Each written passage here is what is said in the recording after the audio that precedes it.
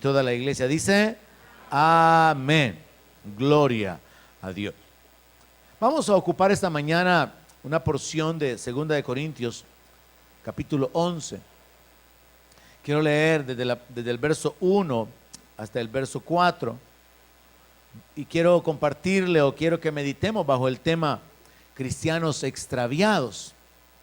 Y no quiero hablar de los cristianos que se han perdido, en el sentido de que no saben dónde están físicamente o geográficamente, como cuando hay una persona perdida, ¿verdad? Y se anda buscando, sino cristianos extraviados con respecto a su posición espiritual, cristianos extraviados con respecto a su condición de vida.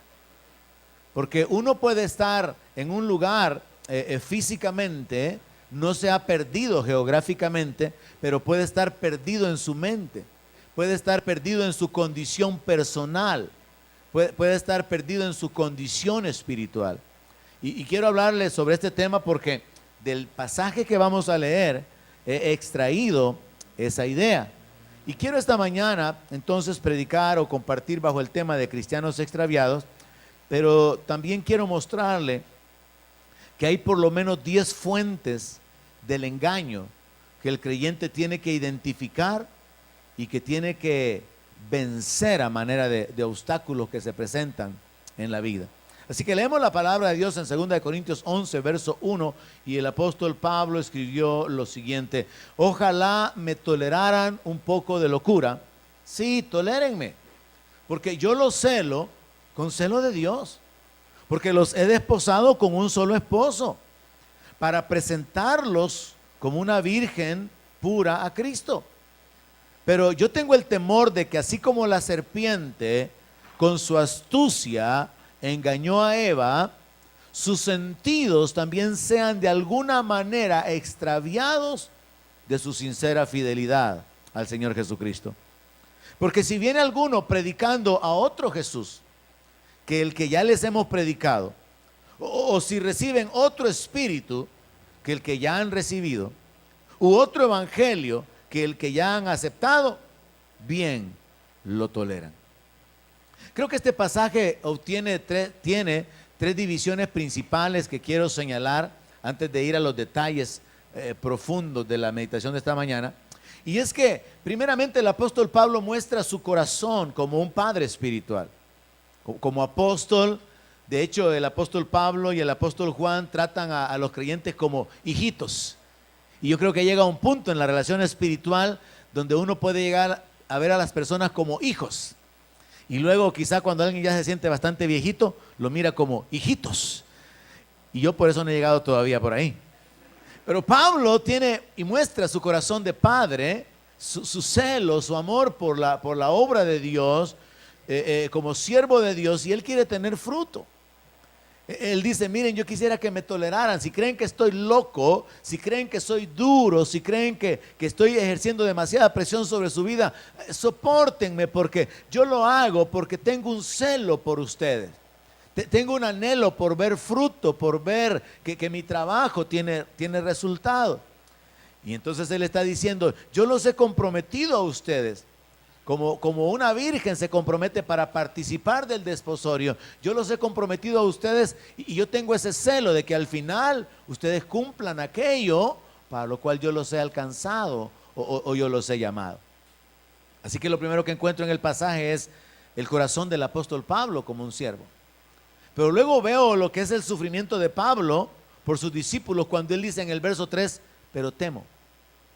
Pablo, al igual que todo padre en lo natural, como un padre espiritual, él tiene temor de que las personas que han estado bajo su cobertura, su enseñanza, su guianza, terminen apartados.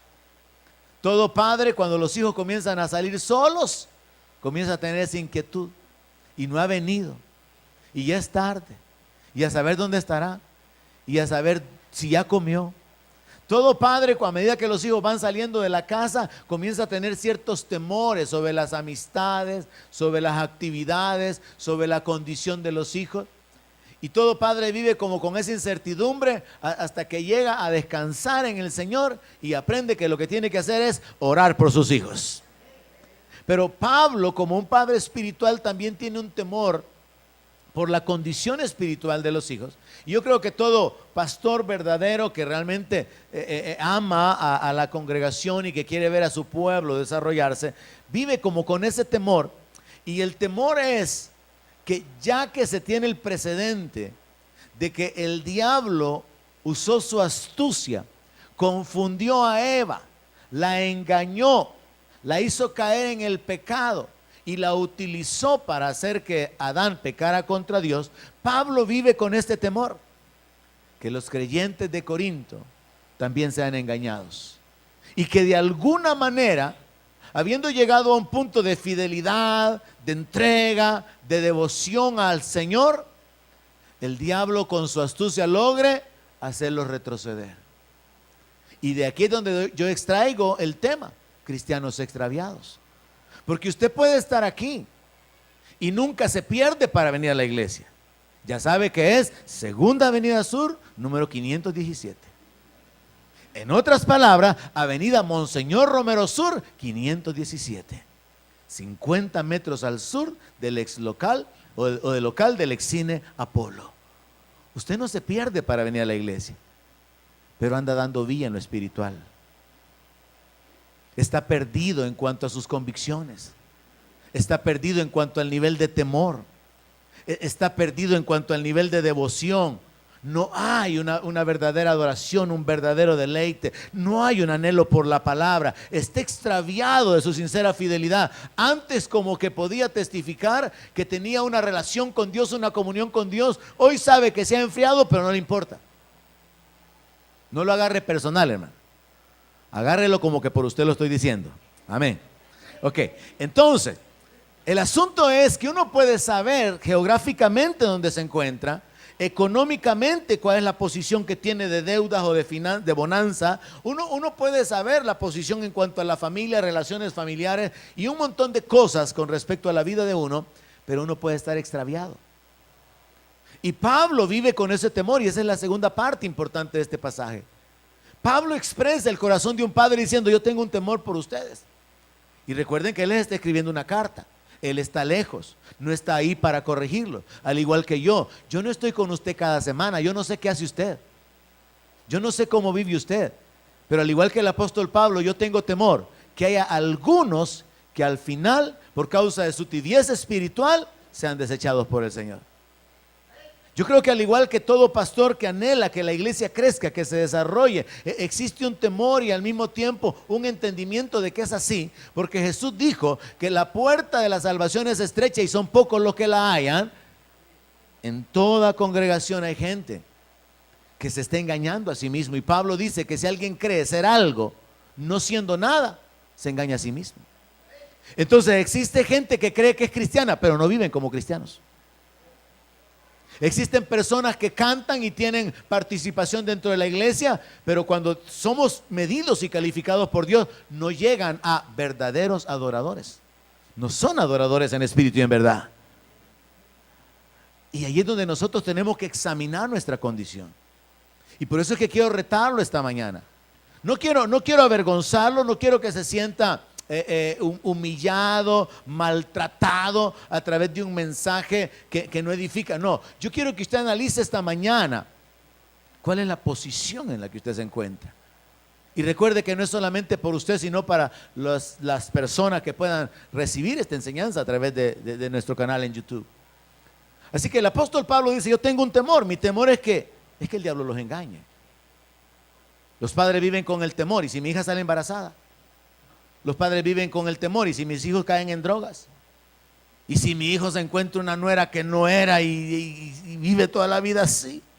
Los padres viven con el temor: y si mi hijo no haya trabajo. Y hay un montón de temores en lo natural, pero también en lo espiritual. El apóstol Pablo revela que hay un temor en el padre espiritual, porque él piensa en que aquellos que han sido el objeto de su cuidado, de su enseñanza, los que han ido conformando la iglesia por la cual él ha trabajado, al final terminen extraviados. Así que el apóstol Pablo nos muestra primero su corazón y luego nos muestra el sufrimiento que hay en él por causa de sus discípulos, y sobre todo está basado en esto el temor de él. en su incapacidad de impedir que sean engañados. Mire, yo puedo enseñarle la palabra, puedo compartirle lo que he experimentado, puedo tratar de predicarle las cosas que he vivido, las cosas que sé que son verdad, pero yo no puedo impedir que usted crea la mentira que otras personas le den. Yo no puedo impedir que los inconversos, los vecinos con los que usted vive, afecten su vida. Yo no puedo impedir eso, ni me puedo meter ahí, porque no estoy con usted.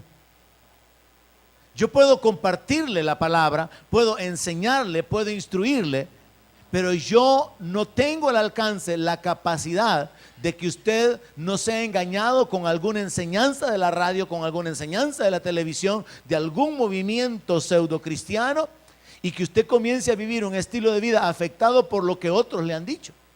Yo no puedo impedir eso. Y Pablo por eso tenía temor. Por eso es que él dice, me temo que así como la serpiente con su astucia engañó a Eva, también a ustedes los extravíe en sus sentidos, para que ya no sean fieles en su fidelidad a Cristo, ya no sean sinceros en su fidelidad a Cristo. Sigue siendo fiel a Cristo, pero ya no con sinceridad. Sigue permaneciendo en la iglesia, no, si sigue viniendo de vez en cuando, pero devoción no hay, pasión no hay, un corazón agradecido no existe. Sí sigue siendo miembro, sí se le reconoce como parte de la comunidad, pero no como una persona que está encendida, que está apasionada, como una persona que está entregada. Y aquí es donde yo quiero que nos examinemos esta mañana. Ahora, la tercera división que el apóstol Pablo hace prácticamente es una advertencia sobre la base del peligro. Y él dice en el verso 4, porque si alguno viene predicándoles a otro Jesús, que el que ya les hemos predicado, o si reciben otro espíritu que el que ya han recibido, o reciben otro evangelio que el que han aceptado, bien lo toleran. Pablo está diciendo, aunque a ustedes ya les presenté claramente a Cristo, su obra, su sacrificio, aunque ustedes ya recibieron una instrucción con respecto al verdadero evangelio, es posible y es inevitable que se aparezcan algunos con un evangelio diferente, con un evangelio leudado, con un evangelio que ha sido mezclado con pensamientos humanos, con un evangelio que está cargado de mandamientos de hombres, o que está leudado con pensamientos religiosos o modernos. Y aunque ya recibieron a Cristo, es probable que ese conocimiento que tienen de Cristo y el espíritu que han recibido pueda ser llevado a un punto de confusión, porque lleguen a creer que Cristo es de una manera diferente de como se les ha presentado, y que la obra de Cristo realmente no cubre aquellos aspectos que ya les hemos enseñado. Por ejemplo, nosotros sabemos por la palabra que ciertamente Él llevó nuestros dolores y nuestras enfermedades. El sacrificio de Cristo cubre nuestra sanidad. Tenemos derecho a ello, y hay una batalla de fe para vivir en sanidad, para vivir en salud, para obtener la sanidad. Sabemos por la palabra de Dios que Él, siendo rico, se hizo pobre para enriquecernos con su pobreza. Amén. Pero otra forma de presentar el evangelio sería, es que la pobreza es humildad, hermano. Es que la voluntad de Dios es esta mi enfermedad, porque Dios ha querido tratar de esta manera conmigo y enseñarme algo. Ya ese ya es otro evangelio. Cuando se presenta a un Cristo que es compasivo, que es misericordioso, que es lleno de amor, pero que acepta a todos, y entonces nos vamos con las iglesias de inclusión, por la cuestión de los géneros, ya no se está presentando al mismo Cristo. ¿Me está comprendiendo? Se está presentando a otro Cristo. Cuando, habiendo recibido el Espíritu Santo por la fe y habiendo nacido de nuevo y llegar al punto de ser adoptado como hijo de Dios, la gente cae en el engaño de que es que el Espíritu Santo me toma. Ese ya es otro espíritu. Así que Pablo habla de otro Cristo, Pablo habla de otro evangelio y habla de otro espíritu. Y hermanos, hay miles, quizá millones de cristianos que están extraviados. viviendo un evangelio que no es el evangelio bíblico, viviendo una vida que no es la vida que Dios está esperando de los que Él ha redimido, siendo movidos por un espíritu que no es su Espíritu Santo, y creyendo en un Jesús o en un Cristo que si no es que es tolerante, es un Cristo, por ejemplo, que no acepta reconcilio, porque alma que pecare esa morirá, y usted se me va para el mundo. Entonces el apóstol Pablo nos muestra, número uno, su corazón como un padre, nos muestra el corazón como un siervo de Dios, nos muestra su sufrimiento al saber que para él es imposible impedir que la congregación sea engañada, que el pueblo de Corinto, los cristianos en Corinto sean engañados, y nos muestra la advertencia en las tres áreas que son la causa de error. Recibir un evangelio diferente, creer en un Cristo diferente y recibir un espíritu diferente. Ahora, para mí resulta necesario, sumamente importante, que nos detengamos en las frases de ese mismo pasaje, y quiero comenzar con la frase de que el diablo engañó a Eva. Esa frase, hermano, de que el diablo con su astucia engañó a Eva, se encuentra, ¿verdad?, en el verso 3, el diablo con su astucia engañó a Eva. Esa frase significa seducir o llevar a alguien a un punto a través del engaño. El diablo ocupa como estrategia principal la mentira, y la mentira tiene un propósito: engañar a las personas. En agosto, allá por el 20 y algo, le prediqué bajo el tema los escogidos siendo engañados. Pero hay una carga en mi corazón con respecto a esto, hermano. Yo quiero tratar de que sus oídos estén abiertos, que sus ojos sean abiertos a lo espiritual, y que usted reaccione. ¿Dónde está usted? ¿Cómo está su vida ahorita? Y por eso me veo en la necesidad de predicar de nuevo sobre esto. El apóstol Pablo menciona que Eva fue engañada por el diablo. Y esa frase literalmente significa atraer a alguien a una posición o a una condición a través de mentiras. El diablo le dijo a Eva, no, le dijo, lo que pasa es que Dios sabe que el día que coman del fruto del árbol van a ser como Él. Era una gran mentira, porque el hombre había sido creado a la imagen y semejanza de Dios. Ya el hombre era como Dios. Y la mujer, al ser la compañera del hombre y la gloria del hombre, también participaba de esa condición. Pero el diablo le engañó. Así que tenemos que entender que la astucia que el diablo utiliza es con el propósito de traer daño, pero tiene que seducir a las personas. Y este es el punto. El mundo lo puede seducir a uno. El pecado lo puede seducir a uno. Las amistades lo pueden seducir a uno. Y de repente uno va siguiéndolos, termina lejos del Señor, pero cerca del mundo. Entonces, la clave aquí es la palabra seducción. Yo quiero que usted comience a pensar hasta qué punto el mundo lo ha seducido.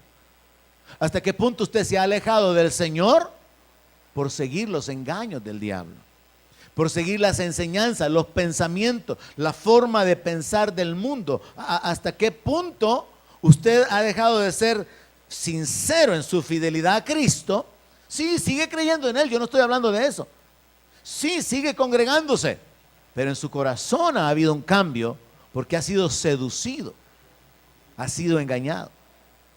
La segunda frase que me interesa detenerme para aclarar un poco es su sentido. El apóstol Pablo dice que él tiene el temor de que los sentidos de los creyentes sean extraviados. Así que quiero hablar de los sentidos. En la versión inglesa no dice su sentido, sino que dice su mente. Entonces lo que dice en la versión inglesa es: yo tengo el temor de que como el diablo sedujo a Eva y la apartó de Dios, también su mente sea extraviada. Pablo habla acerca de que el ataque del diablo es hacia la mente de las personas, hacia el intelecto, hacia la forma de pensar, la percepción, la forma de ver la vida. Y llega un punto donde el creyente piensa que da igual servir, no servir, alabar, no alabar, honrar a Dios con sus finanzas o no honrarlo, santificarse o no santificarse, porque su percepción de la vida ha cambiado, su forma de pensar. Entonces entendamos esto. Pablo está diciendo, yo tengo el temor de que ustedes sean seducidos y llevados al punto donde en su mente, en su forma de pensar y en su forma de percibir las cosas, haya un extravío. Y entonces hablemos de la palabra extravío. La palabra extraviar significa ensuciar, significa contaminar, significa corromper. Entonces, ¿qué es lo que el diablo hace con los creyentes? Contamina el pensamiento. ¿Qué es lo que hace el diablo con el creyente para alejarlo de Cristo? Corrompe la forma de pensar. No tenés que ser tan santo, no tenés que pasar metido en la iglesia, no tenés que ser tan radical, hombre, no, disfrutar el mundo, disfrutar la vida. Y el diablo corrompe el pensamiento de santidad, de justicia, de misericordia, por pensamientos donde hay una mezcla y una tolerancia, una aceptación de practicar cierto nivel de piedad, pero no así tan entregado. No, es que no es para tanto estar metido en la iglesia martes, jueves, domingo, no. Y más que reuniones de ministerio y de servicio y después todavía ayunos y quedarse en la oración del primer domingo del mes. Y por la forma de pensar es que muchos creyentes, la mayoría, no viven con una devoción, no viven con un esfuerzo, con una entrega, porque el diablo ha logrado minar la forma de pensar, y cuando uno está engañado, uno llega al punto de creer que lo que está haciendo es lo que tiene derecho de hacer y que está bien, que no hay problema.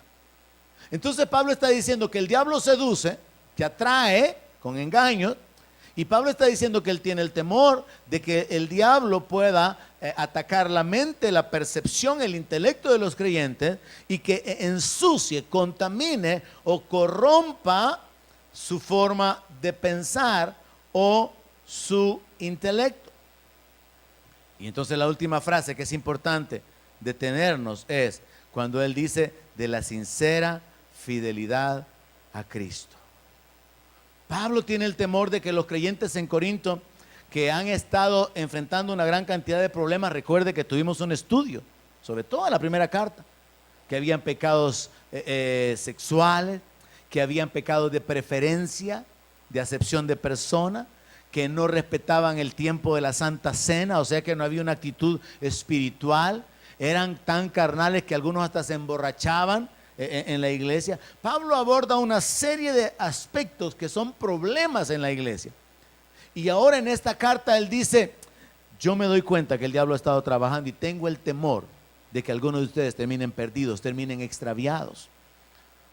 Porque el diablo va a tratar de desviarlos y de que no sean sinceros en su fidelidad a Cristo. Y eso de la sincera fidelidad a Cristo, mis hermanos, puede medirse de esta manera. ¿Cómo usted puede ver en qué condición espiritual usted se encuentra? Enfoquémoslo en tres áreas que usted solito tiene que responder. Número uno, la adoración. ¿Se deleita usted en la adoración? ¿O para usted la adoración es un tiempo que largo, verdad? Y tu hermano, nunca que se callan, hombre. Nunca que terminan. Yo estoy aburrido, yo me voy a sentar. ¿Se deleita usted en la adoración? ¿O para usted la adoración es una carga, un gran esfuerzo, un gran trabajo?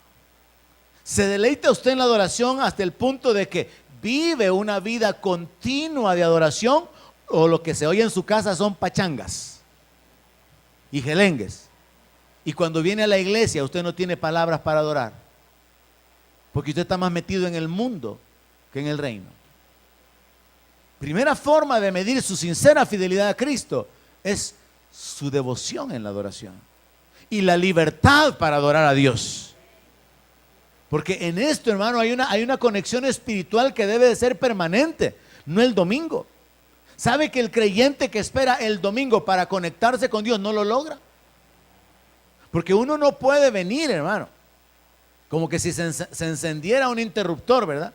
Vivo en el mundo desde el lunes hasta el sábado y el domingo me transformo en santo, en un adorador. No va a salir nada de su corazón. Su corazón va a estar vacío. En su corazón no habrá razón por la cual bendecir a Dios. David podía decir en el Salmo 103, bendice alma mía Jehová, no olvide ninguno de sus beneficios, y menciona algunos ahí. Pero si uno se detiene, hermano, a pensar en los beneficios que ha recibido de Dios, uno podría pasar un tiempo bastante largo dándole gracias a Dios y bendiciendo su nombre, porque Él ha sido bueno, misericordioso, paciente y fiel. Pero cuando uno no está conectado, sucede de alguna manera lo que les dije esta mañana. Perdieron una buena oportunidad de adorar a Dios. No hay un fluir, porque no hay una llenura. Para que haya una abundancia en el fluir de la alabanza y la adoración, primero tiene que haber una llenura en el corazón. Es lógico.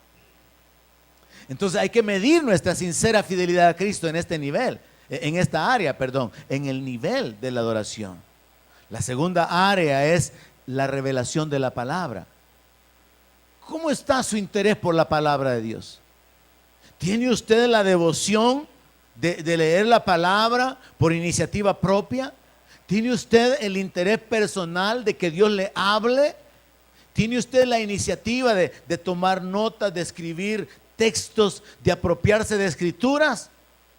¿O su vida normal es que usted ocupa la Biblia cuando viene a la iglesia? Porque Jesús dijo que el hombre vivirá no solamente de pan, sino de la palabra que sale de la boca de Dios. Y para que usted reciba la palabra que sale de la boca de Dios, usted tiene que buscar a Dios en oración y leyendo la palabra. Y Dios por su Espíritu le va a revelar la palabra que se aplica a su vida en ese momento, en esa circunstancia. Pero cuando la persona no busca a Dios, podemos estar llenos de problemas y la palabra, la Biblia, está llena de soluciones. Pero no las encontramos porque no estamos buscando. Porque hemos sido extraviados de nuestra sincera fidelidad. Y entonces, si yo creo en el Señor. No, si yo cómo me voy a apartar. Si como dijo Pedro, pastor, ¿a quién iremos si solo Él tiene palabras de vida eterna? Ajá. Pero de lunes a sábado usted se va para otras direcciones, en otros lados, en otros rumbos. No va a la palabra, no va a la presencia de Dios. Entonces la segunda área en la que usted puede medir, y yo y todos podemos medir nuestra fidelidad a Cristo, es en el interés por la revelación de la palabra. Y la tercera área, hermanos, es lo que está en el libro de Romanos capítulo 8, es la determinación de ocuparse del Espíritu. Pablo dice que el ocuparse de la carne es muerte, pero ocuparse del Espíritu es vida y paz. Yo creo que cuando ya hemos vivido unas cuantas décadas, llegamos a esta conclusión. Cuando decidimos descansar y nos vamos de vacación y hacemos algún paseo, venimos cansados. Y entonces resulta que la vacación no sirve mucho para descansar, ¿verdad? Solo sirvió para cambiar la rutina. Porque usted sale temprano, regresa anoche, regresa molido, regresa cargado, regresa asoleado, con dolor de cabeza, etcétera, etcétera. Y entonces resulta que el descanso, el cuidado que hacemos para nuestra carne, muchas veces en realidad no provee descanso. Así que la gente termina las vacaciones y ¿qué dicen? Ya se acabó la vacación y estoy bien cansado, ni ganas de ir a trabajar que tengo. Porque las vacaciones no les sirvieron para descansar, les sirvieron para ir a cansarse más. Entonces nosotros podemos ver en lo natural que hay una realidad, hermano, que cuando nos ocupamos de la carne, mire, vaya a tirarse hoy en la tarde, toda la santa tarde del domingo, a ver cómo se despierta por ahí como a las 7 de la noche, todo con dolor de cuello, todo aburrido, enojado, amargado, todo tullido. ¿Por qué? Por ocuparse de la carne. Quédese en el próximo día de ayuno hasta las 3 de la tarde orando, adorando a Dios, y va a ver si no sale de aquí con gozo, con libertad, con esperanza, con expectativa. Es simple, hermano, entender que cuando nos ocupamos de lo natural, de lo físico, muchas veces no obtenemos beneficios, pero ocuparnos de lo espiritual va a causar beneficios en nuestra vida. La otra frase que me interesa detenerme es cuando Pablo dice, otro Jesús, otro evangelio. Y en la Biblia hay dos palabras que se traducen otro. Por ejemplo, Jesús dijo, yo le rogaré al Padre y Él dará otro consolador. La palabra otro, cuando se ocupa de parte de Jesús, otro consolador, es la palabra aios, alos, A-L-Y-O-S, aios. Y significa otro de la misma categoría, de la misma especie. Pero la palabra otro, cuando Pablo la ocupa aquí, es la palabra hetero. Y significa otro, pero que es diferente porque ha sido alterado. Y el diablo se ha encargado de alterar el evangelio, se ha encargado de alterar al Cristo que ha sido crucificado y presentado como único salvador del mundo, y se ha encargado de alterar el espíritu que Dios derrama. Entonces, en toda la tierra actualmente hay un montón de gente extraviada porque tienen un evangelio que no es el evangelio de Cristo. Tienen a un Cristo que no es el Cristo de la Biblia y están siendo movidos por un espíritu que no es el Espíritu Santo. Y cuando usted se mete y examina todo esto, hermano, esto es una realidad en el ambiente espiritual, que a mí como pastor me causa una carga, al mismo tiempo que tristeza, porque como le testificaba, al estar en esta iglesia y esta gente saltando, creyendo que están llenos del Espíritu Santo, pero están como poseídos, están como zombies. Y luego verlos durante la predicación, verlos durante la administración de la palabra, con las miradas perdidas, con su mente, hermano, como controlada, dominada. Uno sabe, sin que sea profeta ni que tenga dones de revelación, esta persona está bajo la influencia del espíritu del diablo. Pero la gente cree que ese es el Espíritu Santo. Mucha gente cree que están viviendo el evangelio. Y mucha gente cree de Jesús de una manera que no es la manera en que Cristo ha sido presentado. Entonces podríamos establecer estas ideas para poder tratar de entender. Es otro evangelio, es otro Cristo, es otro espíritu, pero es diferente porque ha sido alterado. Se parece, pero como es una imitación hecha por el diablo, logra el propósito de engañar a las personas. Y entonces podemos enfocarlo de esta manera. Puede ser que hayan personas que estén viviendo o se les ha presentado un evangelio de bondad, de servicio, de buenas obras, pero sin temor de Dios. Y ese es el evangelio que algunas personas viven, haciendo buenas obras. No es que hay que ser servicial, hermano, no es que la bondad, ¿verdad? Es que hay que caminar en las obras, porque el Señor habla acerca de que lo que a mí me hiciste, lo que hiciste a uno de los pequeños, a mí me lo hiciste, pero sin santidad, sin temor de Dios. Es una religión. O podría ser que se nos presente a un Cristo misericordioso, compasivo, lleno de amor, que no juzga a nadie. Y Él acepta a todos, Él no condena a nadie, no rechaza a nadie, ni está queriendo imponer un estilo de vida en particular a las personas. Hay gente que vive con esa idea de Cristo, de que Él es amor, pero se les olvida que Él es fuego consumidor. Se les olvida que horrenda cosa es caer en manos del Dios vivo. Y se está presentando, no es que Dios nos ama, Dios nos ama, Dios nos ama. Y no hay temor de Dios, porque no se tiene la convicción de que Él es el juez. Hay otras personas a las que se le ha presentado un evangelio de bendiciones, de prosperidad, pero no hay negación ni hay cruz. Todo es el dinero, todo es estar bien, todo es disfrutar el mundo, disfrutar la vida, las leyes de Dios, los principios, las promesas, el sacrificio de Cristo. Todo se enfoca en que yo esté bendecido, prosperado. Pero no hay cruz, no hay negación. Ese no es el verdadero evangelio, hermano. Muchos creyentes tienen un evangelio sin cruz, sin negación. Examine usted, ¿a qué se está negando usted? Examine usted cuál es la cruz que usted está llevando, cuál es la carga que usted está llevando. Porque el verdadero evangelio incluye una cruz, incluye una vida de negación. A otros se les ha presentado un Cristo de poder, un Cristo que se siente, un Cristo que llena, pero es un Cristo que controla, que posee a las personas y que las domina. Y que cuando Dios me toma, hermano, yo no puedo callarme, yo no puedo detenerme, yo no puedo dejar de decir lo que Dios me dice que diga. Han sido engañados, han recibido a otro Cristo, están creyendo en otro espíritu. Muchas otras personas viven o se les ha presentado un evangelio de costumbres religiosas, un evangelio de mandamientos de hombres, un evangelio de apariencias, de imposiciones, de obligaciones, pero la gente no tiene comunión verdadera, no hay adoración, no hay una verdadera relación con Dios, solo mandamientos y mandamientos de hombres. Imagínese usted el caso de una iglesia aquí donde no le permitieron a Dani Berríos cantar si no se quitaba el bigote. ¿Se tuvo que quitar el bigote el hombre para poder cantar? Le he comentado de que cuando hace muchos años, cuando yo todavía trabajaba en una empresa que tenía los obreros bajo mi cargo, un hermano muy consagrado, muy entregado al Señor, me contó tristemente que la iglesia se había dividido. ¿Y qué pasó? Le dije, es que los hermanos no se pusieron de acuerdo, me dijo. ¿Y cuál era el problema? Los pantalones, me dijo. Y yo pensé que si era que si las mujeres se ponían pantalones o no, eran los paletones del pantalón.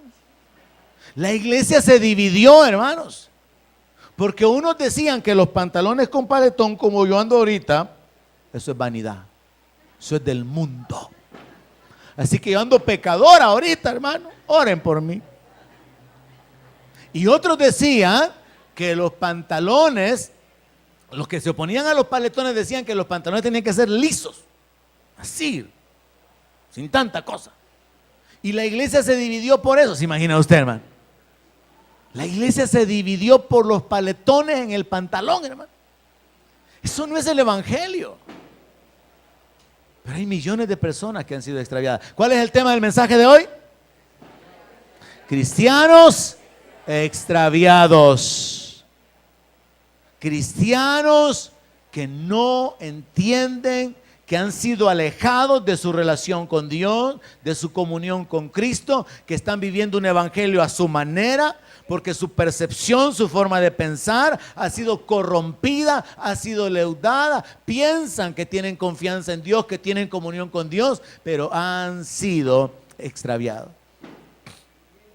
Y de esta línea, hermanos, de las costumbres religiosas y sin comunión real, son los de esa congregación donde se presenta a un Cristo que Él es 3 veces santo, el temible, el fuego consumidor, y que no perdona la maldad, y por eso no hay reconcilio. No entienden que Él es misericordioso y que cada mañana Él renueva su misericordia sobre nosotros. Entonces lo que podemos ver es que el apóstol Pablo está enfocando el hecho de que así como Eva fue engañada, seducida, los creyentes corremos el peligro de ser extraviados y estar viviendo con un evangelio diferente del que está en la Biblia, creer en Cristo de una manera diferente de la forma en que se nos presenta en la palabra de Dios y ser movidos por un espíritu diferente del Espíritu Santo. Pablo enfoca claramente las 3 áreas de peligro. Ahora, a mí me interesa compartirle esta mañana también las 10 fuentes del engaño, porque como creyente a mí me interesa que usted esté afilado en el conocimiento de la palabra de Dios, hermano.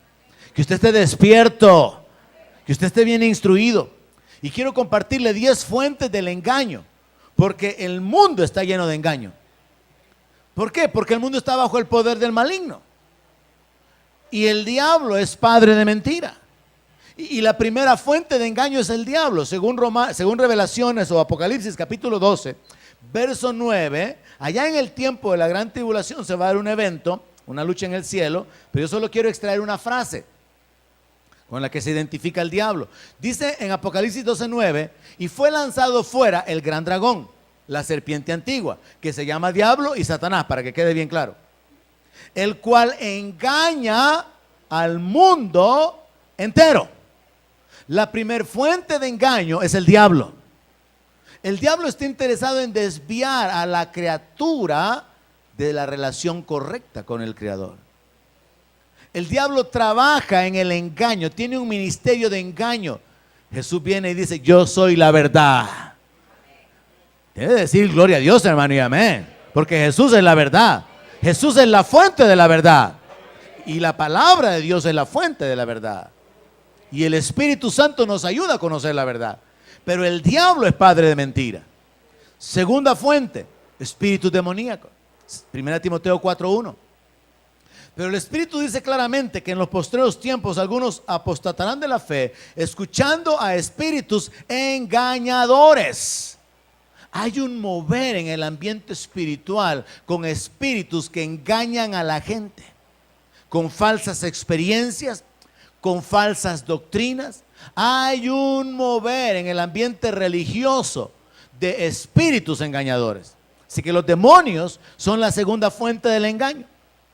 Tercera, y aquí encuentre paz y encuentre sosiego, hermano, los gobernantes. Isaías capítulo 9, verso 16 dice: porque los gobernantes de este pueblo son engañadores y sus gobernados se pierden. Sepa, hermano, los políticos son unos mentirosos. No ande ahí usted defendiendo banderas, hermano. Defienda su fe, defienda su santidad, defienda su relación con Dios. Pero no ande defendiendo partidos, ni gente muerta, ni que está viva, hermano. No, hombre, use su sentido. Los gobernantes o los gobernadores, los políticos son engañadores. Y la Biblia dice: sea todo hombre mentiroso y Dios sea veraz. Así que no queda ninguno libre. Y usted sepa que es normal que mientras las naciones estén bajo el dominio de hombres impíos, van a ser engañadores. Y ahí claramente lo dice la palabra. Así que sepa, los gobernadores de la nación del Salvador son unos mentirosos, son unos engañadores. Y por eso los gobernados se pierden. Y nunca ha habido alguno que se pueda librar de esa sentencia. Cuarta fuente del engaño, desgraciadamente, los líderes religiosos. Jeremías capítulo 6, verso 13.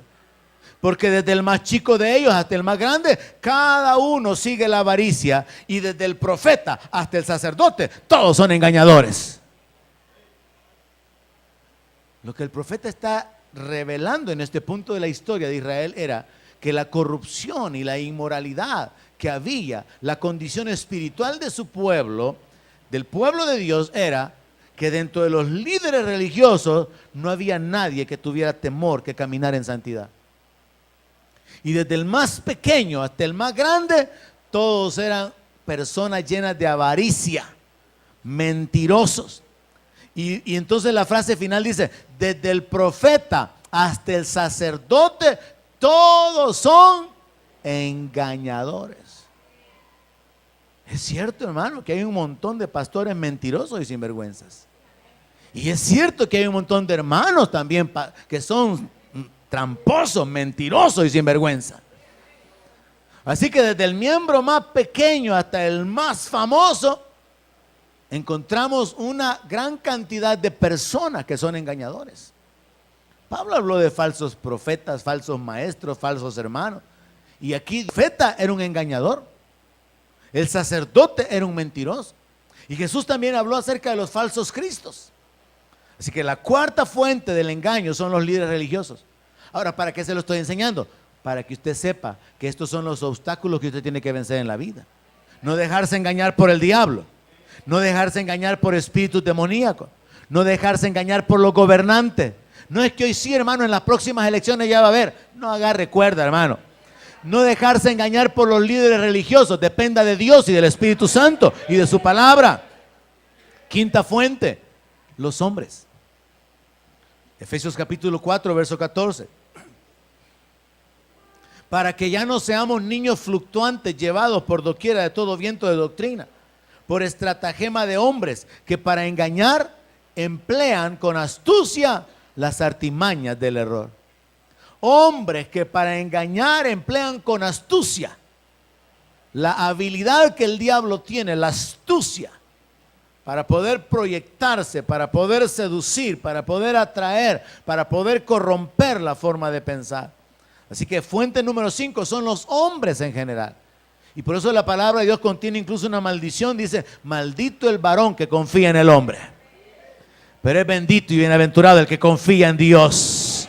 Hermano, nuestra confianza tiene que ser en el Señor únicamente.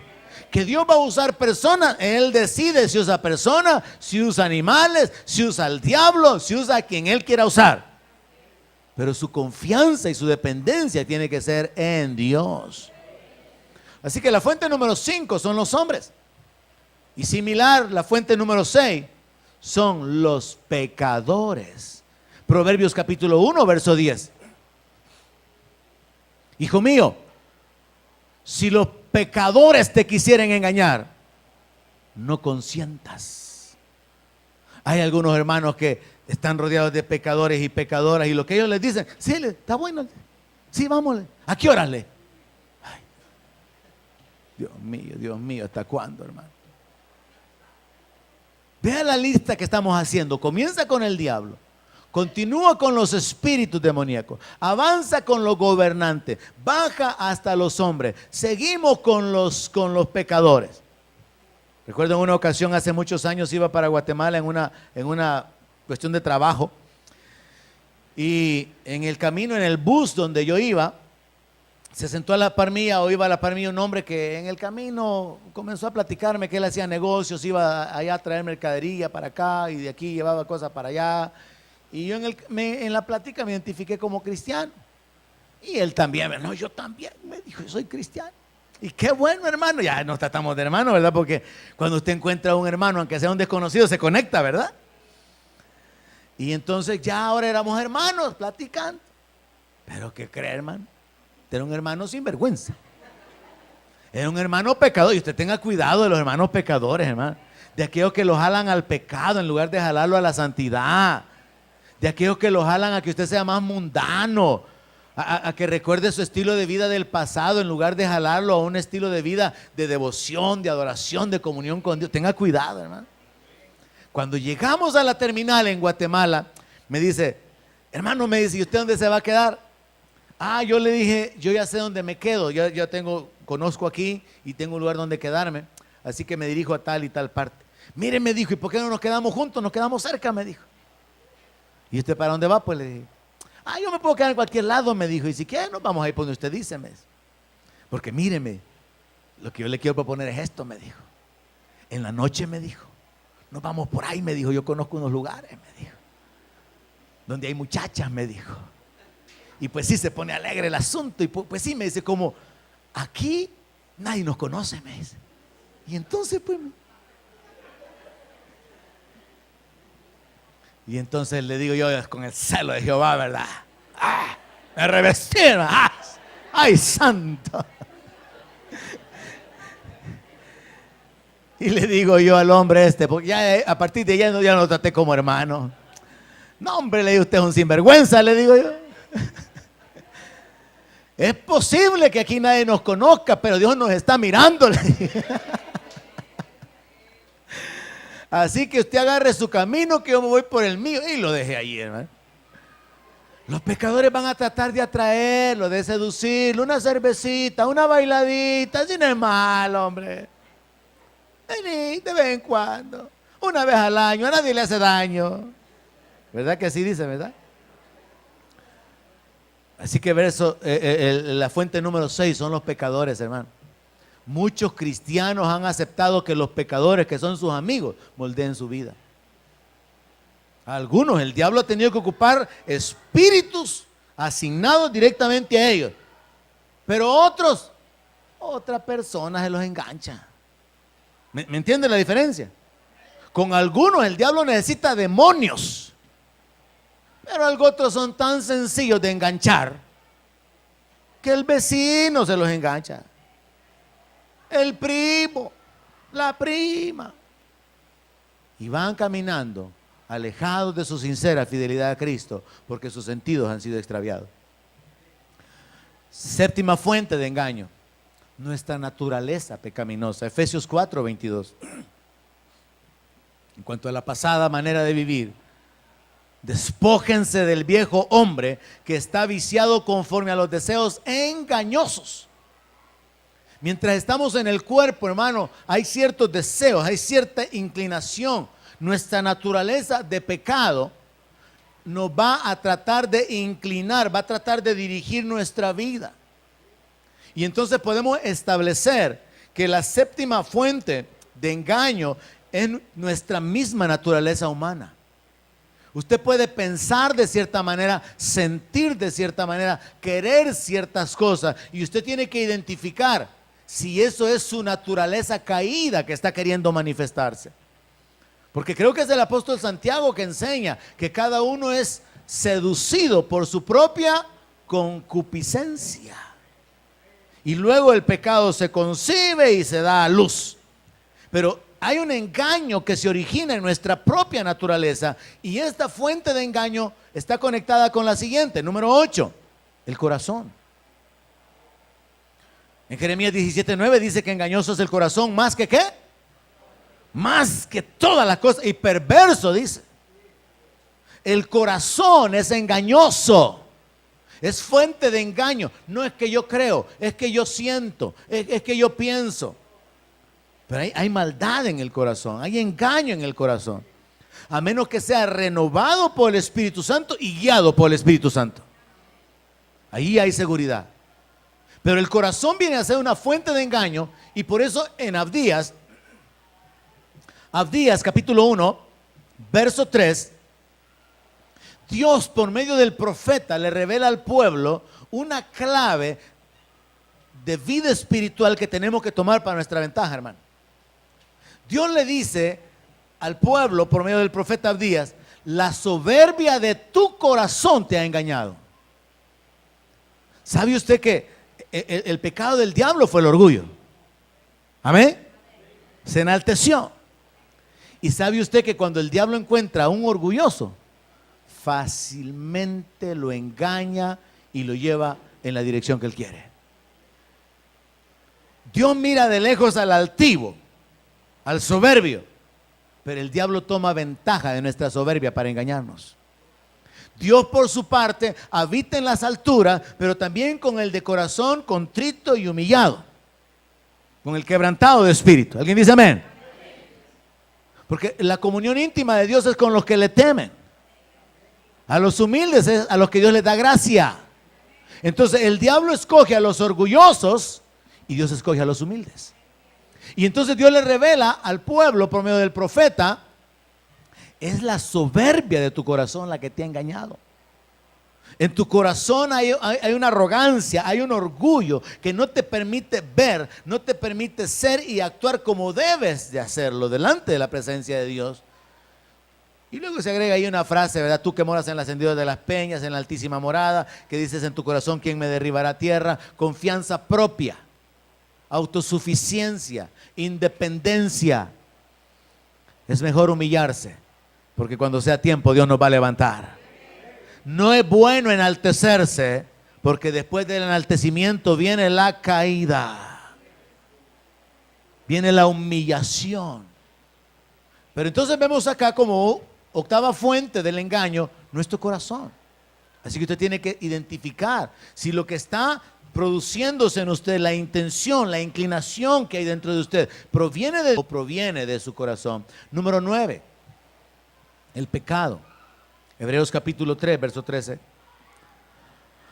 Antes bien, exhórtense los unos a los otros cada día, mientras se continúa diciendo hoy, para que ninguno de ustedes se endurezca por el engaño del pecado.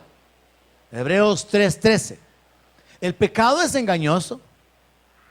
El pecado se muestra atractivo, porque es parte de la estrategia del diablo para poder capturar, para poder seducir a los creyentes. ¿Sabe usted, por ejemplo, cuando se pesca, y vamos a ver esto en un poquito más de detalle, el hecho de usar carnada, cuando se pesca, hay ciertos señuelos que son de plástico, hay otros señuelos que se ocupan para pescar que son metálicos, y ese color metálico engaña al pescado, y el pescado piensa que allí va una sardinita, allí va un pececito, y no sabe que el asunto es de metal y llega y se queda trabado. Hay otros que son de colores, son grandes, tienen unos hulitos así largos, y entonces el pescador va, tira, avienta, ¿verdad?, el anzuelo, y rápidamente recoge el lure, creo que le llaman, que es la carnada, para que el pescado crea que ahí va un pescado pasando enfrente de él y tiene que perseguirlo. Así que el pescador tiene que estar recogiendo, y en ese recoger el nylon y recoger la carnada, el pescado viene detrás, lo viene persiguiendo, lo atrapa y se queda trabado. Así hay un montón de creyentes siguiendo pescadetas, siguiendo cosas de hule, siguiendo cosas de metal, siguiendo cosas que brillan, siguiendo cosas que parecen que tienen valor y de repente quedan trabados. Porque el diablo va a usar la estrategia de seducirnos, de atraernos. ¿Y cuál es la carnada que ocupa? El pecado. ¿Cuál es la carnada que ocupa? Algo atractivo. Tiene problemas en su matrimonio y resulta que el vecino está joven y guapo y le sonríe cada mañana. Espero atropellar a alguien esta mañana. Tiene problemas con su mujer y resulta que la secretaria está bien atenta y bien sonriente en la oficina. No vengan a comenzar con pleitos por lo que dije hoy, porque ese va a ser otro asunto. El diablo quiere que peleen. El diablo va a usar estrategias para poder llevar al creyente siguiendo una carnada atractiva. El diablo va a usar el engaño del pecado, como alguien dijo, hermano. Es hasta últimamente que por ley se estableció que las cajetillas de cigarro tienen que tener fotografías de cáncer de garganta, tienen que tener fotografías de pulmones rotos, tienen que tener fotografías de los daños y de los estragos que hace el cigarro. Pero antes, hermano, ¿cuál era la cosa con la publicidad del Diplomat? Marlboro. Ay, hermano, unas mujeres elegantes, unos hombres, pero tipo, ¿verdad? Y salía el hombre Marlboro en su caballo, ¿verdad? Y toda la muchachada, yo también quiero hacerle, yo también quiero hacer.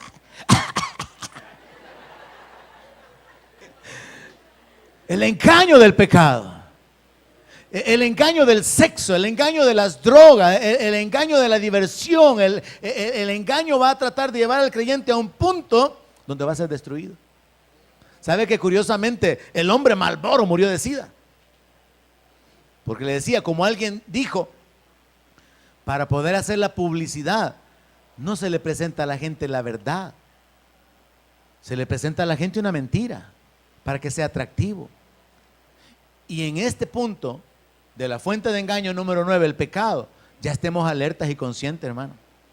El pecado va a ser presentado como algo atractivo para que el creyente se sienta seducido, se sienta interesado, se sienta atraído. Imagínense que pusieran a una señora sin dientes, con el pelo caído fumando, ¿verdad? Disfrute la vida. Y nadie va a comprar, ¿verdad? Pero ponían, porque ya no sale esa propaganda, ¿verdad? Muchachas, así como cuando las ponen a beber, ¿verdad? Nadie saca a una joven desnuda, borracha, tirada en la calle. No, sacan a las mujeres ahí bien sexy, ¿verdad? Jóvenes disfrutando la vida, para que los jóvenes crean que eso es disfrutar la vida. Y allá va la gente que ha sido atrapada con el engaño del pecado. Número 10. Décima fuente del engaño. Y de esta no se preocupe a menos que se quede después del arrebatamiento. Ahí sí, el pastor dijo, número 10, ¿cuál era? Número 10, número 10, ¿cuál era? Número 10, el anticristo. Segunda Tesalonicenses, capítulo 2, verso 9. Inicuo, cuyo advenimiento es por obra de Satanás, con gran poder y señales y prodigios mentirosos. Así que se lo digo en serio, hermano, ahorita no se preocupe por el anticristo, porque esto va a ser durante la gran tribulación. Ahorita tome en cuenta los otros 9 que le acabo de mencionar. ¿Cuáles son? Primero es el diablo. Segundo es espíritus demoníacos. Tercero, los gobernantes. Cuarto, líderes religiosos. Quinto, los hombres en general. Sexto, los pecadores. Séptimo, nuestra naturaleza. Octavo, el corazón. Noveno, el pecado. Y décimo, el anticristo. ¿Qué es lo que puedo probarle entonces con todo este contenido bíblico? Vivimos en un mundo lleno de engaño, hermano. Vivimos en un mundo terrible. Por ejemplo, a los jóvenes hay que enseñarles ahora que parece muchacha, pero quizá no es. Porque esto está terrible, hermanos. Amén. Estábamos en una fila pagando un día con Raquel algo que habíamos comprado en un almacén. Y había una persona delante de nosotros que andaba con otra. Y entonces nos pasa de largo una muchachona rubia a la par. Se va a poner delante de nosotros. Nosotros pensamos que estaba metiendo en la fila, pero vimos que estaba hablando con la otra persona. La cosa es cuando la vimos hablar, hermano. Esto es lo que vamos a llevarle. Ay, Dios mío. Ay, Raquel, ponete aquí, le dije yo. Señor. Vivimos en un mundo lleno de engaño, hermanos. Quiero concluir explicándole 3 palabras importantes que le puedan ayudar, hermano, para que usted se establezca y se afirme. Hemos entendido que el apóstol Pablo muestra el corazón de un padre que está interesado por tener una obra y tiene un celo por el pueblo que él ha instruido. Y vemos que el apóstol Pablo sufre porque él sabe que los creyentes en Corinto pueden ser engañados. Y es un temor real. Es un temor que tiene fundamento. Y Pablo revela que las áreas en las que los creyentes van a ser engañados es con respecto a aceptar otro evangelio, otro Cristo y otro espíritu. Y en mi convicción personal, ahorita mismo, existen muchísimas personas dentro de las iglesias, porque esto no se da en el mundo, hermano, déjeme aclarárselo. Esto no es algo que se da en el mundo, es dentro del ambiente que se conoce como el mundo religioso. Es dentro de la iglesia o de la mal llamada iglesia en términos generales que se da el engaño por otro espíritu diferente, que se predica un evangelio diferente y que se cree en un Cristo que ha sido presentado de una manera diferente en cuanto a su carácter. Así que Pablo revela que su temor está fundamentado en que hay engaño en el mundo. Y habiéndole presentado a ustedes las 9 áreas o las 9 fuentes de engaño, lo último que me resta en esta mañana, esta tarde, hacerle entender que cada día nosotros nos enfrentamos con el peligro de ser engañados. El diablo va a usar personas, va a usar demonios, va a usar nuestra propia naturaleza para poder tratar de que seamos seducidos, atraídos. Y entonces quiero explicarle por lo menos 3 palabras. Engañar. La palabra engañar es la palabra griega planao y significa causar que alguien se aleje de la verdad y de la seguridad. Así que el engañar es atraer a alguien a un punto de peligro. Es que este hombre engañó a la cipota, dicen, ¿verdad? En el mundo, en lo natural. Engañar entonces es atraer a alguien, causar que alguien se aleje de lo que es verdadero. Que alguien se aleje de la condición donde hay seguridad y protección. Ahora, engañar también se traduce de la siguiente manera: sacar del camino. Yo no sé si el diablo tiene algunos que son miembros del CCF que ya lo sacó del camino de la santidad. Ya lo sacó del camino del temor de Dios. Ya lo sacó del camino de la adoración. Ya lo sacó del camino de la entrega y de la negación. Engañar también significa hacer caer en error. En otras palabras, es confundir. Es tener un pensamiento que está combinado, que está mezclado. No es la verdad absoluta, pero tampoco es una mentira completa, sino que está mezclado. Entonces hay una confusión. Engañar también significa seducir, y es atraer y atrapar a alguien con una carnada. Pastor Joey usa una carnada de plástico de hule para poder cazar pavos. Cuando es la temporada de los pavos, él saca una cosa que pareciera un juguete, ¿verdad? Es un pavo de hule, pero es una pava, tiene pestañas y está maquillada. Y saca unas cositas que sirven para hacer ruidos, como que son silbatos, para poder engañar a los pavos. Y entonces bien chistoso. Cuando los pavos comienzan a extender las alas y a dar la vuelta alrededor del volado de hule que está ahí. Así andan muchos creyentes, hermano. Del CCF, desgraciadamente. Un chunche de hule les ha puesto el diablo ahí. Andan los hermanos. Ay, Señor, perdónanos, diga alguien, por favor, hermano. Pastor Joey también usa otras estrategias para atraer a los venados. Hay un par de palos que hacen el ruido como cuando los machos están en celo y están golpeándose los cuernos. Y cuando un venado está golpeándose contra otro, es porque está queriendo determinar su territorio, su dominio, y las hembras tienen que ir a buscar al macho. Entonces, cuando el pastor comienza a golpear los palitos, abusadas todas las venadas, abusadas todas las venadas. ¿Dónde estará ese macho hermoso, poderoso? ¿Dónde está? Y comienza la venada, igual que algunas hermanas. Ya no sigo. Engañar significa atraer y atrapar a alguien con una carnada. Engañar significa perder, significa extraviar. Segunda palabra, mentira. La palabra mentira procede del griego pseudo y significa falsedad, falsificación o imitación. Entonces el diablo, para engañar, necesita usar la mentira. Necesita usar algo que es falso, un falso evangelio, un falso Espíritu Santo, una falsa revelación. Entonces la mentira es pseudo y es falsedad, falsificación, es una imitación. ¿Por qué a usted le han metido algún su billetito por ahí? Porque se parece.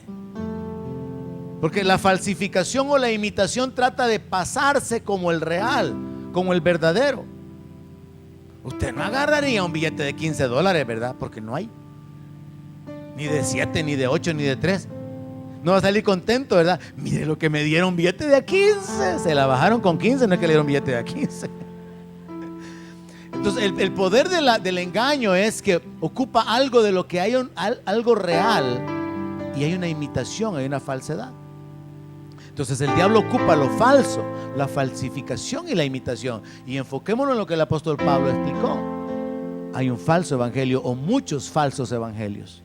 Hay muchos falsos Cristos y hay muchos falsos Espíritu Santo. Pero solo hay un verdadero evangelio. Y usted asegúrese de que lo conoce. Voy a ponerlo de esta manera: asegúrese que yo le estoy predicando el verdadero evangelio. Asegúrese que usted tiene el verdadero Espíritu Santo. Asegúrese que usted ha creído en el verdadero y único Cristo de la palabra de Dios, en el carácter de Él. Porque hay una falsedad, hay un engaño.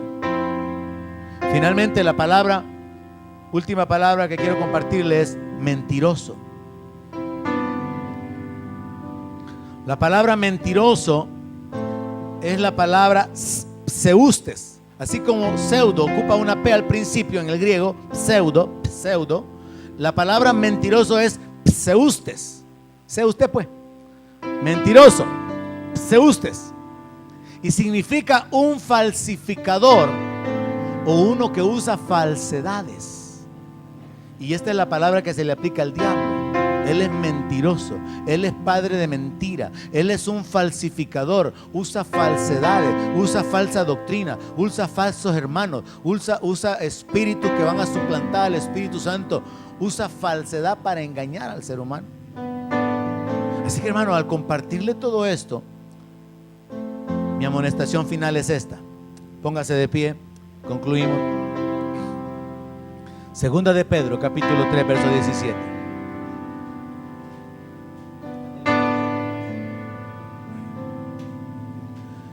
Segunda de Pedro, capítulo 3, verso 17. Así que vosotros, amados, sabiéndolo de antemano, guardaos, no sea que arrastrados por el error de los inicuos, caigáis de vuestra firmeza. El apóstol Pedro advierte a los creyentes con respecto a falsos maestros, falsos apóstoles, advierte sobre la dificultad que hay sobre cierta doctrina, pasa por ahí sosteniendo que Dios a Pablo le dio revelación de cosas bien profundas y que los inconstantes y los indoctos tuercen. Y entonces Pedro termina con este consejo, y yo termino también con ustedes, iglesia, con este consejo. Ya que ya sabemos que vivimos en un mundo lleno de engaño, ya que ya sabemos que hay muchas fuentes de engaño, ya que ya sabemos que el diablo engañó a Eva y que nosotros estamos en el peligro de ser engañados, entonces actuemos en base a este consejo. Ya que lo sabemos, guardémonos, tengamos cuidado, en otras palabras, estemos despiertos, hermano, estemos velando. Quizás a usted, sus amigos, sus amigas lo están arrastrando al mundo. Deténgase hoy. Quizás usted ha sido apartado de esa entrega, de esa devoción al Señor. Vuelva a comenzar hoy. Acérquese, arrepiéntase. Acérquese a Dios en una vida de adoración, en una vida de alabanza continua. Quizás usted se ha alejado de la comunión con Dios por la palabra o a través de la palabra, del estudio de la palabra. Esta mañana tome la determinación de volverse al Señor.